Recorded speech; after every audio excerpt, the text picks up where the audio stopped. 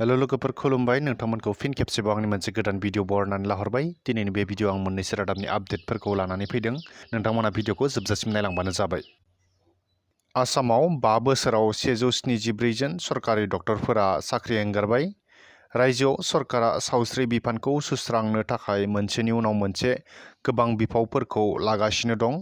लोगोसे सरकारा मोनसेनि उनाव मोनसे मेडिकेल कलेजफोर गायसनगासिनोबो दं। नाथाय रायजोआव दिनैसिम मोजां फाहामथायफोरखौ मोननो हानाय जायाखै। गुवाहाटी नोगोरमानि हेंराबारियाव थानाय रायजोनि सावस्रि सामलाय बिफाननिफ्राय होनाय मोनसे खौरांनि बायदिब्ला बायदिसिना जाहोननि थाखाय डाक्टरफोरा साख्रि गारनायनि जाहोनाव गोबांथार डाक्टरफोरनि आंखाला बांदों। थांनाय 5 बोसोराव आसामाव 174 जन डाक्टरफोरा साख्रिखौ गारदों। बिनि गेजेराव 98 जन डाक्टरफोरा गोसो जानानै आजिरा लादों। 76 जन डाक्टरफोरा गावनि साख्रिखौ नागारदों।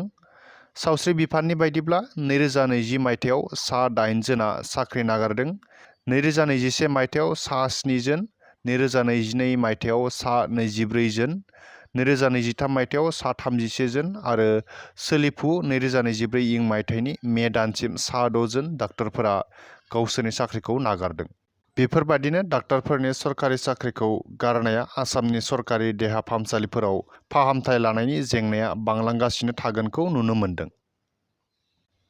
मोनसे राजखान्थियारि खौरां। हादराव एमपि बिसायख'थिया जोबखांलांनायनि उनाव आसामनि मोनबा एमएलए बियाबाव उफ्रा बिसायख'थिया जानो थांगासिनो दं। बे उफ्रा बिसायख'थिखौ फैगौ सेप्तेम्बर दानाव खुंफुंगोन होननानै मिथिनानै मोननाय जादों। उफ्रा बिसायख'थिया जोबखांनायनि उनावनो फैगौ 2025 इं मायथाइयाव बिटिसिनि बिसायख'थियाबो जानो थांगासिनो दं। दा बै बिसायख'थिफोर फैनायनि सिगांनो बड'लेण्डनि राजखान्थि हान्जाफोरा गोख्रोंनिफ्राय गोख्रोंसिन खालामनायखौ नुनो मोन्दों। थिग बेबादियैनो मैया बनसु आफादनि मिरुनि गाहाय नेहाथारि डक्टर निजोमसा ब्रह्म, लेङाइ आफादगिरि सन्जय नार्जारि आरो उदालगुरि जिल्ला बनसुनि गाहाय नेहाथारि राजेश दैमारिजों लोगोसे गुबुन गुबुन बनसुनि दैदेनगिरि बिथांमोना इउपिपिएल दोलोआव हाबो। बनसुनि गोदानै हाबहैनाय दैदेनगिरिफोरखौ बिटिआरनि चिफ प्रमद बर' बिथांजों लोगोसे इउपिपिएल दोलोनि इएम एमसिएलए बिथांमोना बरायनानै लानायखौ नुनो मोननाय जादों।